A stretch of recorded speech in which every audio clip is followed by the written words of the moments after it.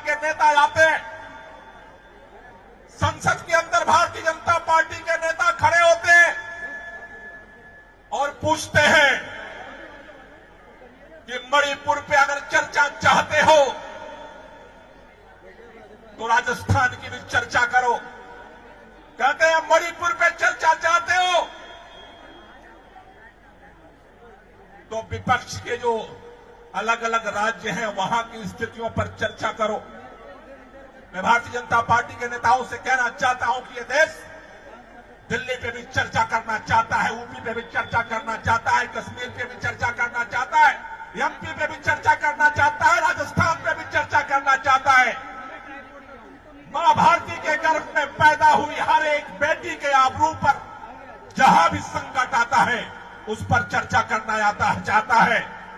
लेकिन इसके बहाने पिछले 90 दिनों से 3 महीने हो गए मणिपुर के लोग जिस दर्द को महसूस कर रहे हैं, भाजपाइयों तुम्हें आंख बंद करके इधर उधर नहीं जाने देंगे। अगर देश के प्रधानमंत्री को लगता है कि वो चुप्पी साध करके मणिपुर के दर्द को इग्नोर कर देंगे, यह इस देश के अंदर अब संभव नहीं है। देश ने आपको 9 साल मौका दिया है। आपने नारा लगाया था इस देश के अंदर बहुत हुआ महिलाओं पे अत्याचार, अब की बार मोदी सरकार। प्रधानमंत्री जी, आपको मणिपुर में वोट मांगने जाने के लिए मौका मिल जाता है, आपको नागालैंड में वोट मांगने का मौका मिल जाता है, आपको तमिलनाडु में जाकर के वोट मांगने का मौका मिल जाता है, आपको विदेशों में घूमने का मौका मिल जाता है। लेकिन मैं भारतीय जनता पार्टी से पूछना चाहता हूं, अरे तुम्हारा 56 इंच का सीना कहां चला गया? आज मणिपुर पे बात करते समय कहां छुपे हुए हो पर्दे के अंदर? देश के गृह मंत्री कह रहे हैं चर्चा के लिए भाजपा तैयार है और विपक्ष भाग रहा।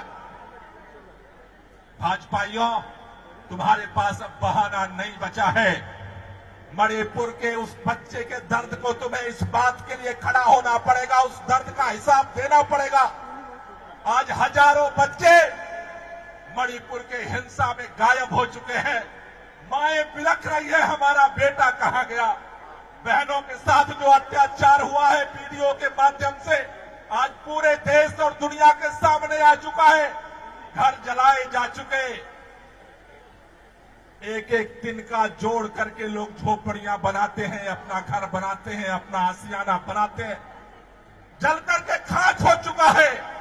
और तुम कहते हो मणिपुर पे चर्चा हम तब करेंगे जब राजस्थान पे चर्चा होगी।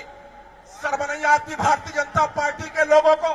और अगर आप ये समझते हो कि सत्ता में बैठे हो, तुम्हारे पास ईडी है इसलिए विपक्ष लोगों की आवाज दबा देंगे, तुम्हारे पास सीबीआई है इसलिए देश की आवाज दबा देंगे। मैं कहना चाहता हूं, अंग्रेजों को भी यही लगता था कि उसके राज में सारी ताकत उसके पास है, लेकिन मां भारती के यही बेटे बेटियों के पूर्वज थे।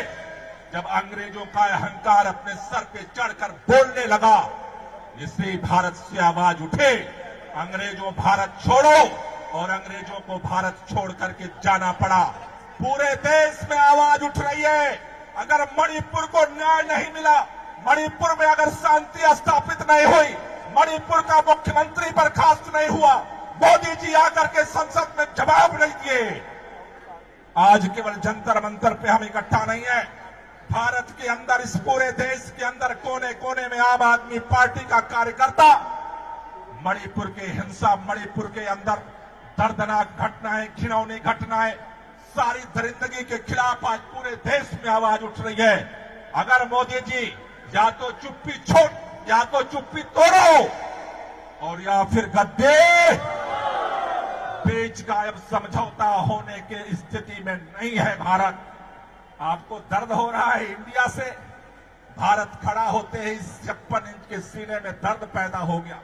कह रहे ये इंडिया तो ईस्ट इंडिया कंपनी वाला इंडिया है, कह रहे हैं ये इंडिया तो इंडियन मुजाहिदीन वाला इंडिया है।